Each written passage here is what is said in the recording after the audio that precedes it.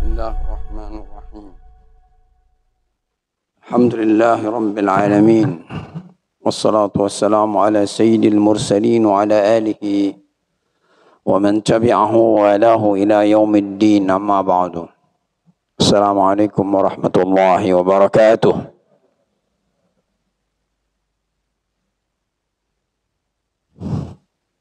Jamaah yang dimuliakan Allah Subhanahu wa taala.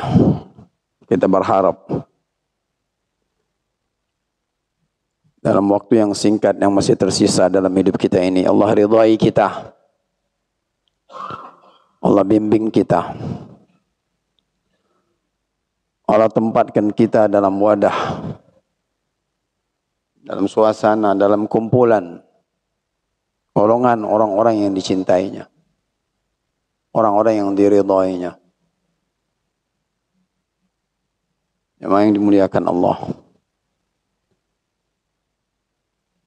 Keridhaan Allah kepada kita adalah sesuatu yang sangat-sangat mahal. Kita tidak bisa beli dengan apa yang kita punya. Dengan dunia kita, dengan kekayaan kita, dengan material apa yang kita punya. Tidak bisa kita beli keridhaan Allah. Tapi keridhaan manusia kita bisa beli. Nah, cinta manusia bisa kita beli. Hari-hari gini, mohon maaf lagi musim pemilu, gampang beli cinta manusia, ridho manusia, gampang. Bagi-bagikan saja sembako. Bagi-bagikan saja. 200-300 ribu. Dia ikut kehendak kita. Tapi ridho Allah tidak bisa diukur dengan dunia yang kita miliki, dengan kedudukan kita yang tinggi. Ridho Allah spesial milik Allah yang menentukannya, Dia memberikannya kepada siapa yang Dia mau. Siapapun orang itu, kalau Allah maukan dia ridho kepada orang tersebut, dia tidak lihat siapa orang itu. Orang lemah, orang kaya, orang miskin, orang berkedudukan. Allah kalau mau kasih, kasih. Ridho Allah, jalan menuju selamat hidup kita. Ridho Allah. Kalau Allah sudah ridho kita, jalan menuju keselamatan. Barangkali dengan mata kasar kita, kondisi hidup kita sulit, sempit, menderita, melarat. Barangkali dengan mata kasar. Orang ngelihat kita juga begitu. Hina, gak berharga di mata orang, di mata mereka, di mata lingkungan. Tapi diam-diam di mata Allah kita dihargain Allah, diridhain Allah. Ada manusia seperti itu.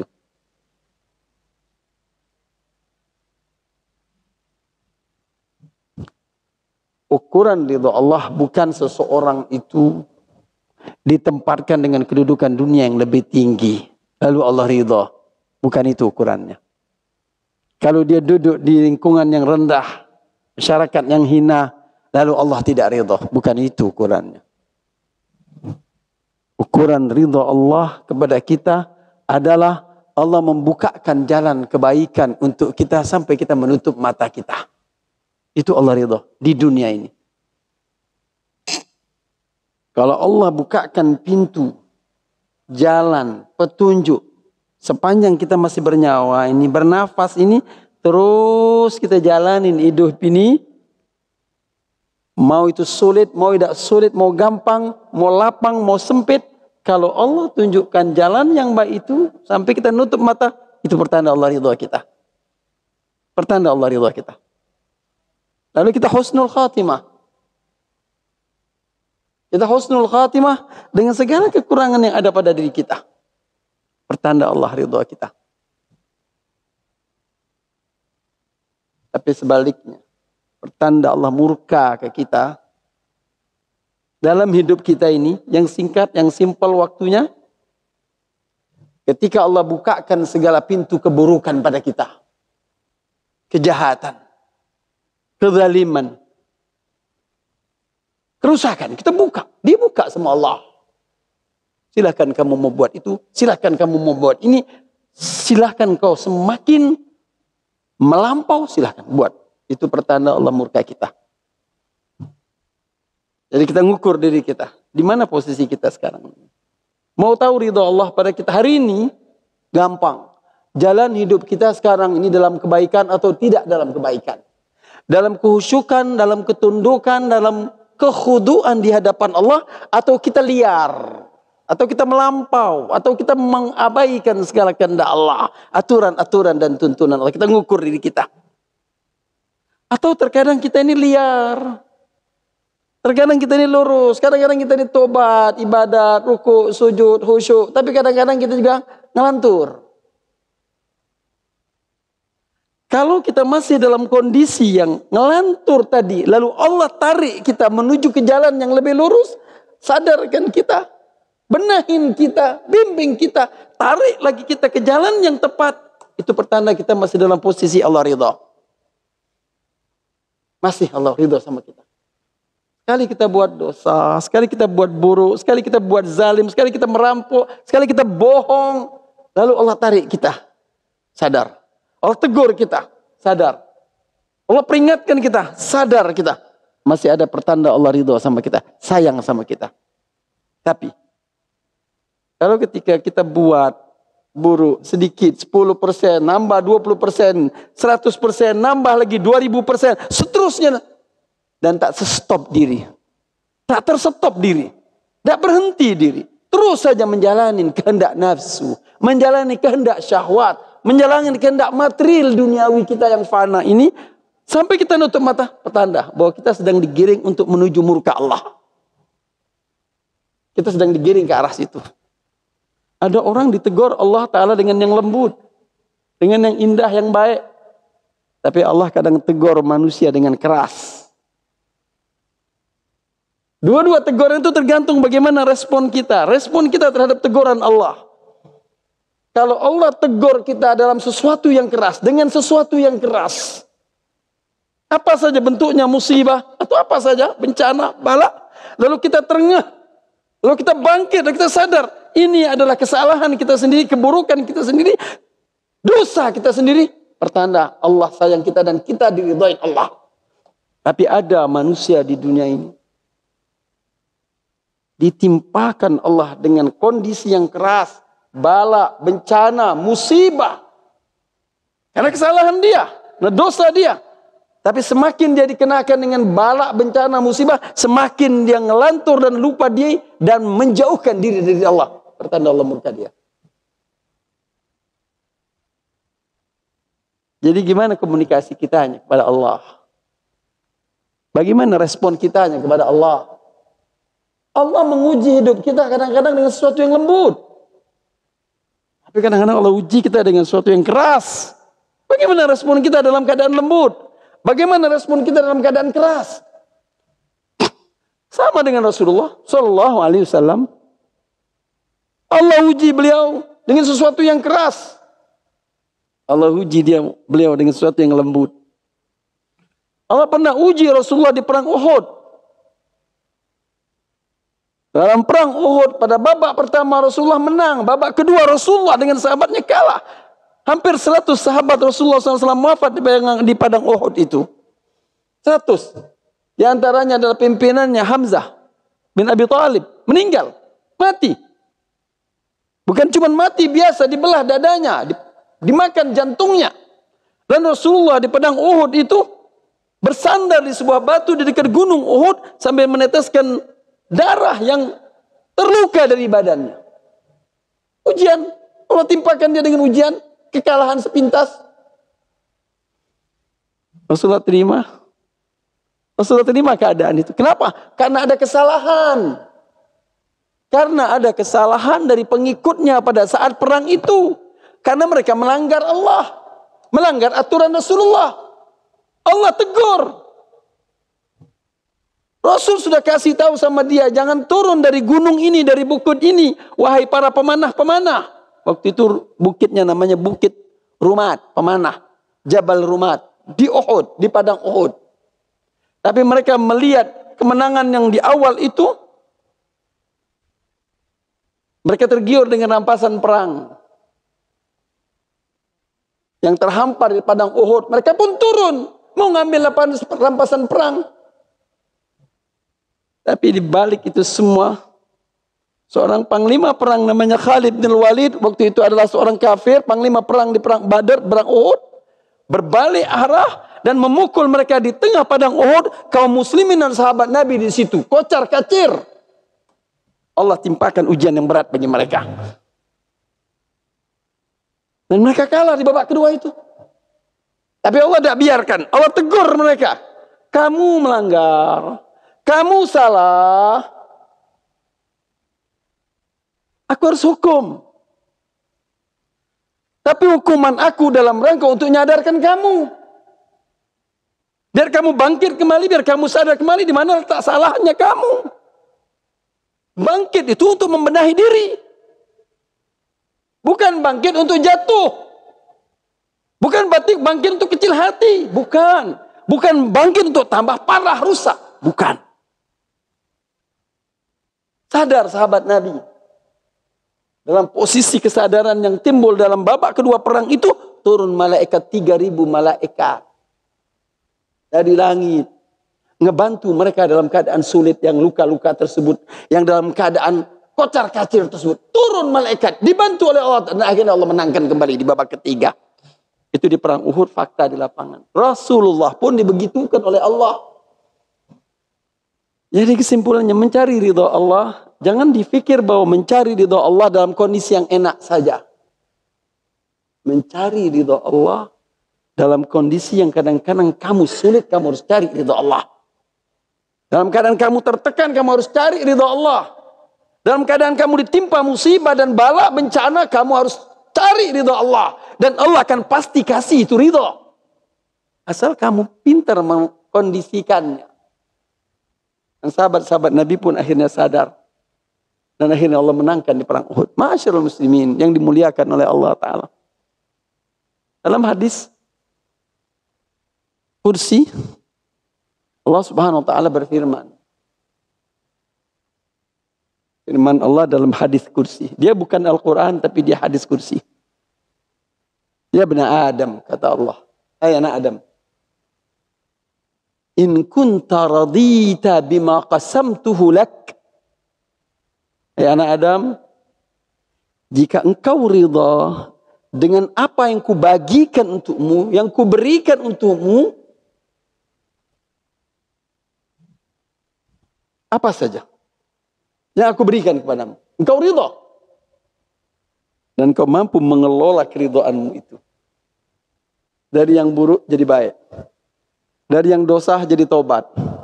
Dari yang jauh daripada Allah menjadi dekat kepada Allah. Dari kemiskinan menjadi sadar dan bangkit. Dari kezaliman menjadi orang yang adil. Engkau ridha, bangkit, hidup kembali dengan manusia barumu. In radita bima qasamtu lak. Arahtu qalbak wa badanak. Aku akan lapangkan hatimu dan badanmu. Aku akan bahagiakan hatimu dan badanmu. Aku akan nyamankan hatimu dan badanmu. Arahtu qalbak. Sebab engkau balik kepada Allah. Engkau kembali kepada Allah. Segala ketentuannya milik Allah. Engkau dah mau barang itu terjadi. Engkau dah mau berbuat maksiat. Tapi tiba-tiba engkau berbuat maksiat. Engkau tergiur. Tapi dalam kondisi maksiatmu kau sadar kembali. Engkau taubat, kau kembali ke Allah Ta'ala. Sudahlah yang lalu lewat. Sekarang aku berhadapan dengan Allah, aku mohon ampunan. Allah bukakan pintu untuk aku taubat. Ridha. Aku beri kelapangan bagi hatimu. Aku beri kelapangan bagi badanmu. Senang engkau. Jalanin hidup ini apa adanya. Tapi jangan lupa engkau merespon kehendak Allah dengan cara yang baik. Arahtu qalbak wa badanak wa kunta indi mahmuda. Dan engkau, kata Allah dalam hadis kursi tersebut, akan menjadi orang yang kupuji di sisi aku. Karena engkau mampu menempatkan dirimu di hadapan aku. Kau bisa menempatkan dirimu seharusnya macam mana? Manusia tidak ada yang tidak bisa tidak berbuat dosa. Manusia pasti berbuat dosa. Tapi dalam rangka untuk menggapai ridha Allah dan Allah ridha kepada kita, tinggalkan dosa, balik ke taubat, Allah ridha. Allah ridha. Allah turunkan keridhoannya. Engkau terpuji di sisi aku, kata Allah. Tapi coba dibalik hadisnya.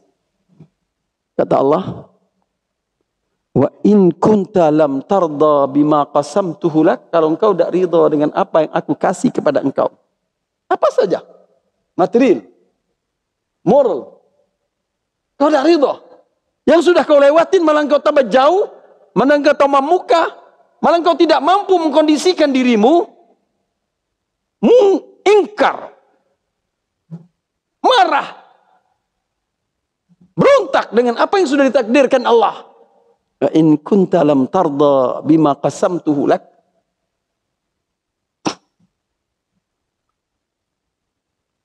wa izzati wa jalali, demi keagunganku,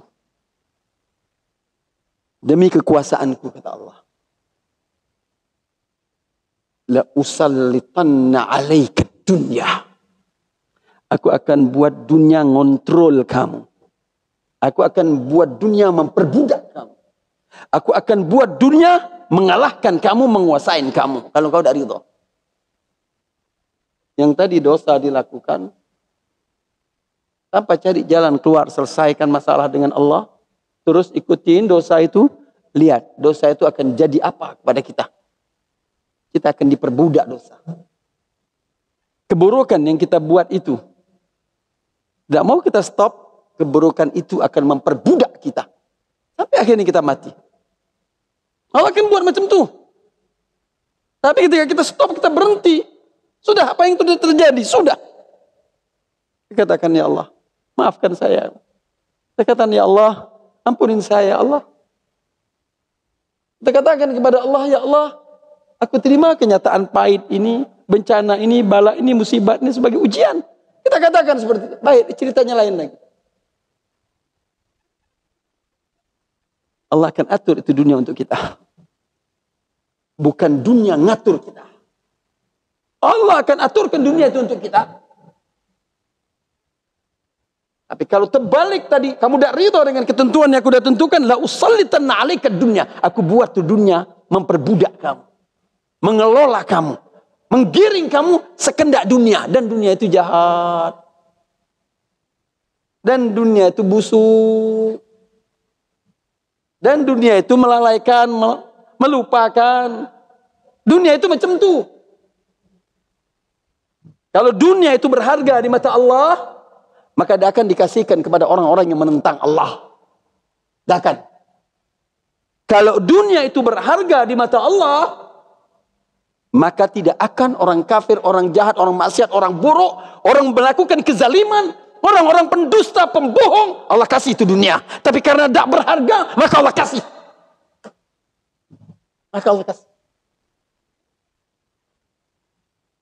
Inna dunya la tusawi indallahi janaha ba'udah. Kata Rasulullah. Inna dunya la tusawi indallahi janaha ba'udah. Dunia yang aku ciptakan ini, kata Rasulullah, dunia yang Allah ciptakan ini tidak seharga sehelai sayap lalat di mata Allah. Tidak harga. Berapa harga sayap lalat? Sayap. Satu lagi. Lalat lagi. La tusawi indallahi janaha ba'udah. Tak berharga di mata Allah walau sehelai sayap lalat. Hadis Rasulullah. Terbayang kok. Ada manusia diperbudak dunia. Dia berbuat dosa dan dia hidup dalam dosanya. Dan dia mati dalam dosanya. Dan tak mau kembali kepada Allah dengan dosanya. Padahal itu ujian dan cobaan buat dia. Dan padahal Allah bukakan pintu. Pintu ampunan. Pintu kembali ke Allah. Dia tak mau kembali. Dia rasa angkuh, sombong. Dan terus seperti itu. Dia datangkan murka Allah. Ada Allah buka pintu. Kamu gak mau. Kamu tak mau ngapa? Ada orang. Dia bergelimang dengan dunianya. Dunianya bisa dipakai untuk menuju akhiratnya. Kelebihan dunianya. Bisa dipakai kelebihan untuk akhirat. Nah, dia tidak pakai. Padahal bisa capai ridha Allah. Di dalam hadis ini Allah bilang, kalau kamu tidak mau dengan ketentuan aku yang aku sudah tetapkan kepada engkau, dengan bagian aku yang sudah kubagikan kepada engkau, melawan kamu, tentang kamu tidak kembali pada aku akan buat dunia memperbudak kamu. Dosamu memperbudak kamu, duniamu memperbudak kamu, jabatanmu memperbudak kamu, memperbudak kamu semua. Karena ini dunia. Jadi hamba dunia. Dan hamba dunia, apa harga dunia di mata Allah? Tidak sehelai saya pelarat. Berapa harga kita di mata Allah? Berapa harga kita di mata Allah? Harga kita di mata Allah, kata Allah dalam Al-Quran, surga. Surga. Mahal banget harga kita ini. Dan Allah beli kita. Allah mau beli kita. Yang miskin, yang susah, yang apa adanya, yang kerja, punya jabatan tinggi tapi cuma umur 55 tahun, setelah itu disingkirkan, suruh pulang, duduk di rumah. Apa hebat kita? Ya ada apa-apa. Tapi Allah kata, aku mau beli kamu. Yang singkat, yang simple, yang miskin, yang sulit, yang apa adanya, yang terbatas, aku mau beli kamu dengan surga yang tidak ada batasnya. Arduhas samawati wal ard wa'iddat lil muttaqin, kata Allah. Dengan surga yang keluasannya langit dan bumi. Aku mau kasih kepada kita yang terbatas ini. Pada kita ini. Aku mau kasih kepada mereka. Kalau mereka mau menghargai dunia. Cari ridha Allah dalam hidup ini jamaah. Bagaimanapun kondisi kita. Dan kita tidak mungkin masuk surga tanpa ridha Allah. Kita masuk surga pun karena Allah ridha kita untuk masuk surga. Bukan karena amal baik kita. Amal baik itu hanya sebagai wasilah doang. Tapi aslinya yang membuat kita masuk surga adalah karena Allah ridha kita. Allah senang sama kita untuk masuk surga. Kalau Allah tidak senang kita, walau kita buat baik pun, Allah tidak suka kita masuk surga, Allah tidak akan masukkan. Allah tidak masukkan. Sebab apa? Sebab apa? Sebab surga punya dia, bukan punya kita kok. Sebab kita, jasad kita, badan kita dari ujung kepala sampai ke ujung kuku punya Allah. Sebab nyawa kita punya Allah. Tenaga kita punya Allah. Akal kita punya, semua kita punya Allah. Bukan punya kita. Yang baik-baik itu Allah kasih jalan. Ini loh untuk kamu masuk surga. Caranya saja. Tapi ketika penentuannya, aku yang menentukan masuk surga. Aku yang menentukan. Kalau aku tidak mau, kamu mau apa? Surga punya aku. Surga punya aku. Masyaallah muslimin. Kita cari ridha Allah dalam umur kita yang singkat, dalam amal kita yang terbatas. Nah, cari ridha Allah. Dalam luang lingkup hidup kita yang serba kurang ini. Kita cari ridha Allah. Jalannya. Kita titi ini hidup.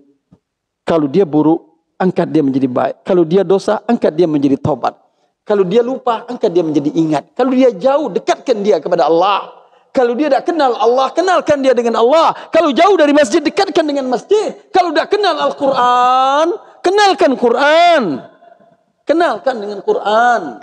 Masyaallah muslimin. Itu jalan menuju ridha Allah. Barakallahu li wa lakum bil Qur'anil azim. Wa nafa'ani wa iyyakum mimma fihi minal ayati wa dzikril hakim.